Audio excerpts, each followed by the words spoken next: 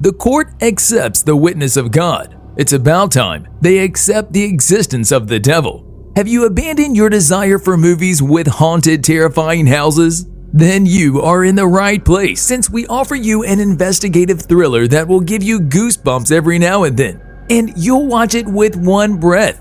I'm happy to inform you that The Conjuring number 4 is on the way, and this one will be much different and much better. Now, let's start with a short recap. It's official. The Conjuring 4 is in the works with the producing duo Peter Safran and James Wan, and with David Leslie Johnson McGoldrick, The Conjuring The Devil Made Me Do It writer. Having penned The Conjuring 2 and the previous movie, Johnson McGoldrick is a Conjuring veteran, the latter of which opened up at number 1 at the box office in 2021, which brought huge financial success and pushed the franchise to over $2 billion worldwide. James Wan confirmed that his Conjuring Universe counterpart, Vera Farmiga and Wilson, will both return for the sequel.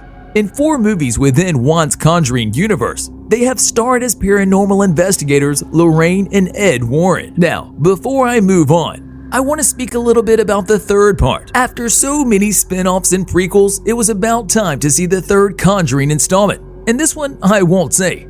It was a typical horror movie, like The Nun or Annabelle, with varying degrees of scares, skill, and smarts. As a horror movie that can't be bothered to stick to its well-known origins, this installment manages to operate to some degrees as a mediocre police thriller, but one with too many incidents within harrowing incidents and suspects, though there is a confusing tone added to that mysterious serial murder case. But nobody wants the new The Conjuring to be downgraded anyway, when its original predecessor is still one of the most frightening, terrifying, and the most brilliant horrors of the 21st century.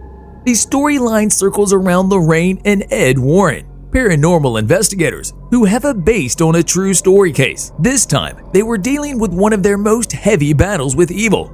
It all takes place back in 1981. The Warrens exorcised a demon from David Glatzel, a young boy from Connecticut, but during the exorcism, it transferred into Arn Johnson, a local boy, who then went on to murder his landlord.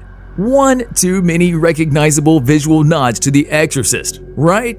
Our investigators soon uncover similar crimes that took place in the area, so they're on a quest to prove that Arn was actually possessed while committing the crime. It was noticeable that the screenwriter threw in plenty of the Conjuring Universe references, including some quotes from Annabelle as well, but we can still feel that the story struggles with a strange on and off rhythm, which in a moment feels episodic as the Warrens venture out into the forest, collaborate with customary religious figures, and team up with the local police to follow the devil's tracks.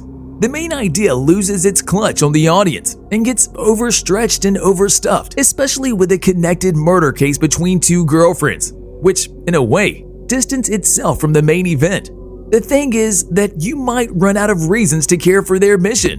Whatever I say, or the critics already. No, really. Farmiga and Wilson are probably the most iconic figures of contemporary horror. So, a conclusion. Is it worth watching The Conjuring The Devil Made Me Do It? Definitely, yes. But I want to stop talking here about the previous movies and focus on what is coming next. The 4th Conjuring movie is on the way, so let's talk about its release date and the cast list. The Conjuring has become the highest grossing horror franchise, with the films having a combined budget of only $178 million, and it is also one of the most successful franchises in modern media.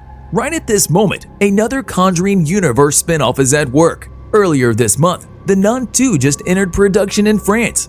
It is very likely Chavez could take up the mantle once more, even though no director has been confirmed yet. Between the first 2 movies, there was a 3-year gap, and then 5 more years to The Devil Made Me Do It. As I said before, The Nun 2 is in development, and it will be released on September 8, 2023, which means we could expect Conjuring 4 probably mid to late 2024.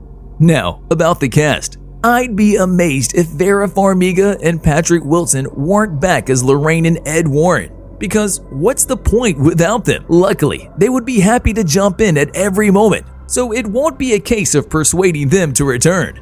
In their most recent interview for Digital Spy, they said, "Oh my god, I'd love to continue," Farmiga said, with Wilson adding, We constantly want to push these characters. I would like to for no other reason than I would want to keep playing opposite Vera.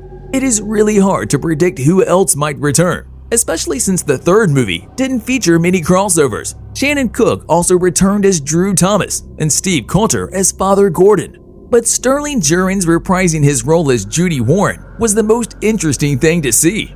All of them could be back in the fourth movie as well. Let's see what happens. Let's take in mind that the fourth outing would cover an entirely new case, so that might mean a completely different cast. Now, the important question: what will be the main focus of the fourth movie? Every single Conjuring movie focuses on a different Warren case, so this one will stay on that track as well.